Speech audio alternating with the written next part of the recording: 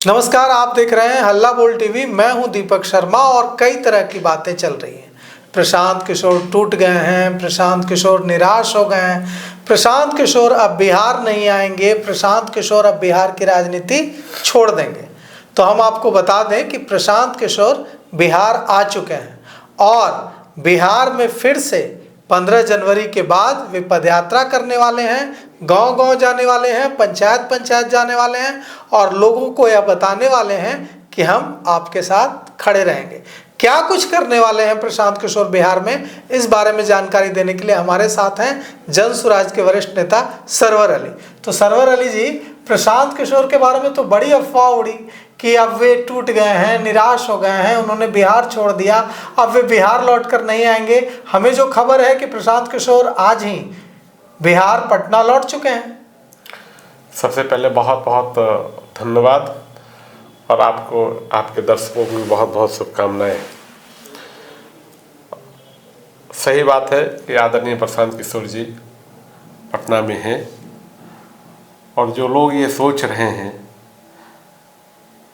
कि प्रशांत किशोर जी निराश हो गए हैं, हताश हो गए हैं और वो बिहार में अब जनता के साथ नहीं दिखेंगे, तो उनको मालूम होना चाहिए कि जन स्वराज पार्टी के सूत्रधार आदरणीय प्रशांत किशोर जी राजनीतिक के इतने कच्चे लोग नहीं हैं और हमेशा वो बोलते हैं कि कोई भी काम हम 10 साल जरूर करते हैं। अभी तो 3 साल हुआ है। वो लोग हैं जिनके पैरों के नीचे से ज़मीन खिसक रही थी। अगर ये लोकतंत्र की हत्या नहीं होती, वोटों को खरीदा नहीं जाता, तो आज जन स्वराज पार्टी अपने एक जो लोगों में विश्वास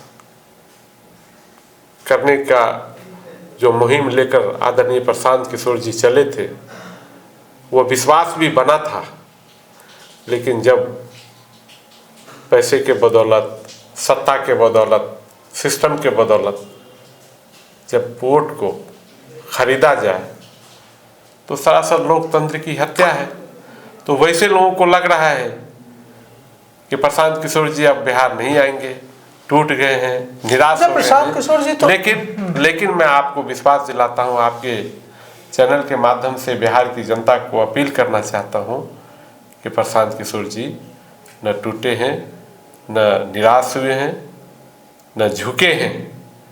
उसी उत्साह के साथ, उसी ताकत के साथ, उसी अपने जज्बे के साथ आप लोगों के बीच बहुत ही जल्द आएंगे और जो सरकार बनी है उसने जो गरीब जनता के साथ, जनता मालिक के साथ जो वादा किया है उस काम को वो करें, वरना जन स्वराज पार्टी और अब 2-2 लाख रुपए महिलाओं को, प्रशांत किशोर जी महिलाओं उन जनताओं के साथ बिल्कुल मजबूती के साथ खड़ी है जो सरकार ने वादा किया है। और अगर वादा विरोधी काम करते हैं, वादा खिलाफी काम करते हैं, तो उनके साथ प्रशांत जी खड़े रहेंगे। महिलाओं को 2-2 लाख रुपए देने का वादा सरकार ने किया है और पराजय के बाद जब प्रशांत किशोर ने प्रेस कॉन्फ्रेंस की थी तो उसमें उन्होंने कहा था कि 2-2 लाख रुपए सरकार ने वादा तो किया, लेकिन सरकार के पास पैसे ही नहीं है कि सरकार 2 लाख रुपए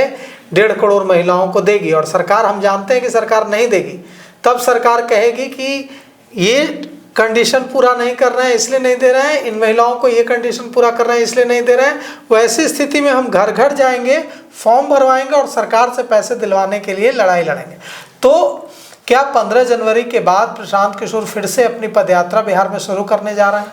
देखिए, जो बात आप बता रहे हैं कि भाई यहाँ की जो सरकार, नई सरकार बनी है, जिन्होंने वादा किया है कि 10,000 रुपया देने के बाद हम 2 लाख रुपया और देंगे 1.5 करोड़ से ज़्यादा महिलाओं को, 1.5 करोड़ से ज़्यादा महिलाओं को।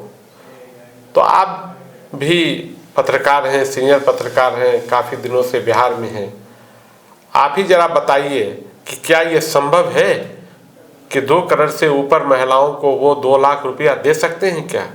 क्या देना होगा तो बिहार नहीं बिक जाएगी? बिहार को बेचेंगे क्या ये लोग? हम समझते हैं कि सिर्फ और सिर्फ ये वादा खिलाफी था, इनको सत्ता में आना था, ऐन कैन पर कारण लोकतंत्र की हत्या करके वोट खरीद कर उनको आना था, वो आ गए हैं। लेकिन मैं आपको बता देता हूं कि जो वादा उन्होंने किया है वो वादा वो पूरा नहीं करेंगे। तो इसी सरकार को उस वादे का जो किया है और उसके वादा खिलाफी होगी तो उसका खामियाजा भी सरकार को भुगतना पड़ेगा। और देखिए, आश्चर्य तो इस बात का है कि अभी 1 महीना भी सरकार बने नहीं हुआ है और कहा यह जा रहा है कि जिन जिन पुरुषों के खाते में पैसा चला गया है, एक दरभंगा के जाले में गया है और कहीं जगह उनके पास गया है कि भाई पैसा रिटर्न कीजिए। दुर्भाग्य है इस प्रदेश का, दुर्भाग्य इस प्रदेश का इसलिए भी है कि कल जिस तरह की घटना मुख्यमंत्री जी ने किया है एक मुस्लिम महिला के साथ, हम समझते हैं कि इस प्रदेश के मुसलमानों को भी समझना और सोचना क्यों? पप्पू यादव ने तो कहा कि नीतीश कुमार ने जो किया वो एक पिता का एक पुत्री के साथ जो किया हुआ व्यवहार समझा जाए, उसमें कोई दिक्कत नहीं है। पप्पू यादव ने तो बचाव किया है। पप्पू यादव क्या बोलते हैं क्या नहीं बोलते हैं? पप्पू यादव के बारे में जनस्वराज पार्टी और हम लोग जैसे आदमी बहुत गंभीरता से नहीं लेते हैं। वो खुद गंभीर आदमी है ही नहीं, तो उसे गंभीरता से क्या लेना है? उनको क्या मालूम है? भैया एक बात बताइए, क्या आप जिन महिलाओं को आप नियुक्ति पत्र दे रहे थे, आपके पास उसका पूरा डिटेल था? वो सारा आपके पास डिटेल था? फिर उनका ये उतारना, खींच देना, ये कहाँ ठीक बात है? आपको डिटेल नहीं होता, आपको लगता है कि गलत महिलाओं को दिया जा रहा है, तब एक बात समझ में आती, उनके आधे चेहरे खुले हुए थे। ये तो सही बात है कि आदरणीय प्रशांत किशोर जी आज से नहीं, पिछले 6 महीने से अपने वक्तव्य में अपने लोगों से मिलने के दौरान बोलते थे कि भाई इस बिहार का दुर्भाग्य है कि नीतीश कुमार जैसा आदमी जो मानसिक और शारीरिक रूप से बिल्कुल अब कमजोर हो चुके हैं, वैसे व्यक्ति को मुख्यमंत्री बना के मैं समझता हूँ भाजपा या एनडीए क्या चाहती है। अच्छा, आप क्या कीजिएगा? ठीक है, बिहार को ठीक आप बिहार को देश के स्तर पे बदनाम करना चाहते हैं। वो तो ठीक है, बिहार को देश नहीं दुनिया में आप ये जनाना चाहते हैं कि कोई व्यक्ति ऐसा नहीं है पढ़ा लिखा जो अच्छा राजनीतिक ज्ञान रखता हो, वैसे लोगों को मुख्यमंत्री नहीं बना के आप वैसे लोगों को बना रहे हैं जो आज से नहीं तकरीबन साल भर से अपने मानसिक और शारीरिक रूप से कमजोर है, और वैसे लोगों के सहारे आप बिहार को चलाना चाहते हैं। 15 जनवरी के बाद, क्या दुर्भाग्य है। खरमास के बाद 15 जनवरी के बाद जनसुराज प्रशांत किशोर बिहार में क्या करने जा रहे हैं? आप लोग पदयात्रा निकालेंगे, लोगों से इंटरेक्ट करेंगे, पंचायतों में जाएंगे, क्या करेंगे? नहीं, जो आदरणीय प्रशांत किशोर जी 3 साल पहले से शुरू किया था बिहार में कि भाई मैं लोगों के बीच जाऊंगा, उनके दुख दर्द को सुनूंगा और बिहार बदलने का जो उन्होंने सपना उनके दिल में और जहन में है, उस सपना को लेकर फिर लोगों के पास जाएंगे 15 जनवरी के बाद।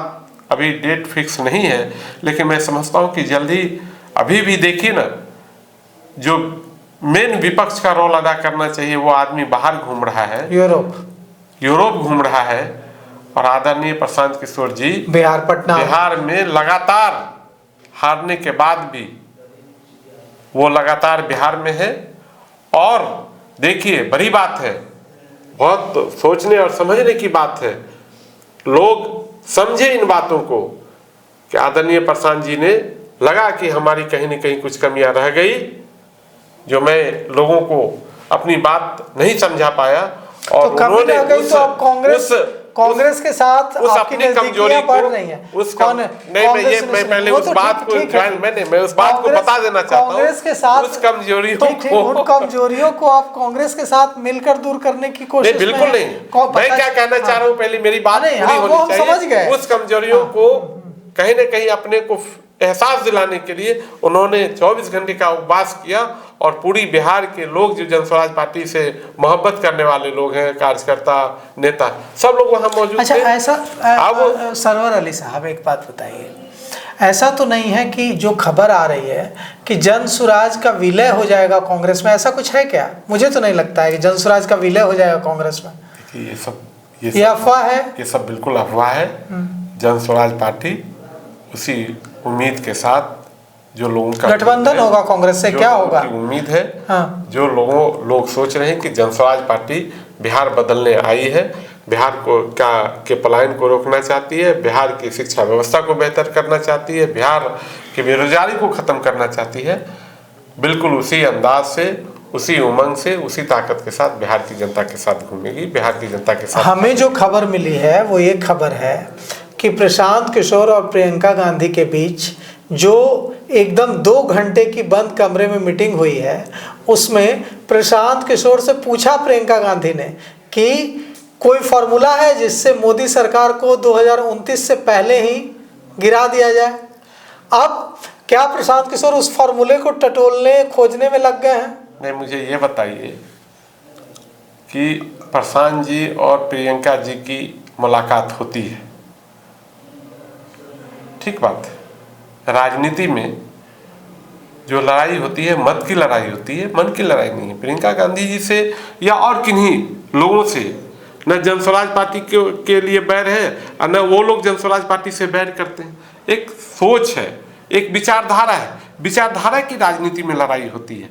और जब आप ये बता रहे हैं कि प्रियंका जी और प्रशांत जी की मुलाकात होती है, और जो बात आप बता रहे हैं वहाँ पे आप तो मौजूद थे नहीं, तो सुनी सुनाई बातों को आप जैसे सीनियर पत्रकार, सुनी सुनाई बातें नहीं होती हैं। आप मौजूद हम नहीं मौजूद थे, आप वहाँ पर 2 लोग मौजूद थे, प्रशांत किशोर और प्रियंका गांधी। दोनों में क्या बात हुई? तीसरा कोई मौजूद नहीं था। लेकिन 2 लोग जो मौजूद होते हैं वो 2 लोग अपनी बातें बताते हैं अपने करीबियों से, उनके करीबी उनसे बताते हैं, और इस तरह से पत्रकारों के पास बात पहुंच जाती है। मैं समझता हूँ कि कल मैं देख रहा था, कई पत्रकारों ने सवाल किया प्रियंका गांधी जी से। उन्होंने कहा कि भला ये न्यूज है? अरे व्यक्तिगत मुलाकात अगर हो रही है, ये न्यूज कैसा न्यूज है? अगर मुझे ऐसा लगे कि मेरे इलाके के जनता के लिए, जनता के हित में कुछ गलत हो रहा है, तो मैं क्यों नहीं सरकार से मिलूंगा? क्यों नहीं मंत्री से मिलूंगा? सरवर अली साहब, आपको तो सुनिए सरवर अली साहब, आपको तो प्रशांत किशोर बहुत मानते हैं, ठीक है, बहुत करीब हैं आप उनके। पूरी बिहार की सारी जनता उनसे करीब है, उनसे मोहब्बत करती है। तो आप यकीन मानिए, आप बताइए क्या बात हुई? आदरणीय प्रशांत किशोर, आप बताइए कि प्रशांत किशोर और ठीक है जनस्वराज पार्टी के कार्यकर्ताओं से मोहब्बत करती है। आप बताइए सरवर अली साहब कि प्रशांत किशोर और प्रियंका गांधी के बीच जो मुलाकात हुई 2 घंटे की, क्या किस बारे में मुलाकात हुई बताइए, बिहार की जनता को बताइए। नहीं, मैं ये बताना चाहता हूँ कि व्यक्तिगत उनकी मुलाकात हुई है, मैं क्यों पूछने जाऊं कि आपकी क्या बात हुई है? अगर कुछ इस तरह की पॉलिटिकल बातें होती तो आदरणीय प्रशांत किशोर जी खुद आकर बोलते मीडिया में आके, या प्रियंका गांधी खुद बोलती। व्यक्तिगत मुलाकात है, इसमें कोई न्यूज बनता नहीं। व्यक्तिगत मुलाकात है, व्यक्तिगत राजनीतिक मुलाकात नहीं है। मैं समझता हूँ अभी कोई राजनीतिक कोई ऐसी बात क्यों? उत्तर प्रदेश में चुनाव है, बंगाल में चुनाव है, तमिलनाडु में चुनाव है। जब उस तरह की पॉलिटिकल अगर कोई बातें होगी तो मीडिया में आएगी, वो आपको भी सुनने को मिलेगा, हमको भी सुनने को मिलेगा। व्यक्तिगत उनकी मुलाकात है, उसमें मैं क्यों पूछने जाऊँ या हम लोग को क्यों बताने जाए कि हमारी क्या बातें हुई है? सवाल ये है कि राजनीति में जो लड़ाई है वो मत की लड़ाई होती है। आपस में तो सबके शादी ब्याह में सब लोग जाते हैं भाई। मुख्यमंत्री जब थे क्या बोलते हैं, उप मुख्यमंत्री सुशील मोदी जी, तो लालू जी के बेटी के शादी में जाया करते थे। उनके यहाँ कोई फंक्शन होता है तो वो जाया करते हैं। तो विचारधारा की लड़ाई एक अलग होती है, व्यक्तिगत तो सबसे सबको संबंध है। आज हमको भी अगर कहीं से जनता दल के मंत्री के यहाँ से, एमएलसी के यहाँ से, एमएलसी के यहाँ से, एमएलए के यहाँ से दावत आता है तो मैं जाता हूँ। इसलिए व्यक्तिगत अगर मुलाकात है तो मैं समझता हूँ ये कोई बहुत बड़ी न्यूज नहीं है। तो देखिए सरवर अली साहब कह रहे हैं कि प्रशांत किशोर और प्रियंका गांधी की मुलाकात के बारे में वो वही दोहरा रहे हैं लाइन जो प्रियंका गांधी ने दिल्ली में कहा। प्रियंका गांधी ने कहा कि यह न्यूज़ नहीं है, यह भला कोई न्यूज़ है, हम लोग मिले, बात हुई। यही बात सरवर अली साहब कह रहे हैं और मुझे पक्का यकीन है कि जब मैं यह बात प्रशांत किशोर से पूछूंगा तो वे भी यही कहेंगे कि आप बिहार की चिंता कीजिए, बिहार के की बेरोजगारी कैसे दूर होगी, पलायन कैसे दूर होगा, इसकी चिंता कीजिए, हमारी मुलाकात तो होती रहती है। तो आपको भी लगता है कि यह जो मुलाकात हुई है प्रशांत किशोर और प्रियंका गांधी की, यह व्यक्तिगत मुलाकात है या इसके कोई राजनीतिक मायने हैं? कमेंट कर जरूर बताइएगा। तो फिलहाल इस पेशकश में इतना ही। आगे की खबरों के लिए देखते रहिए हल्ला बोल टीवी। शुक्रिया, बहुत बहुत धन्यवाद।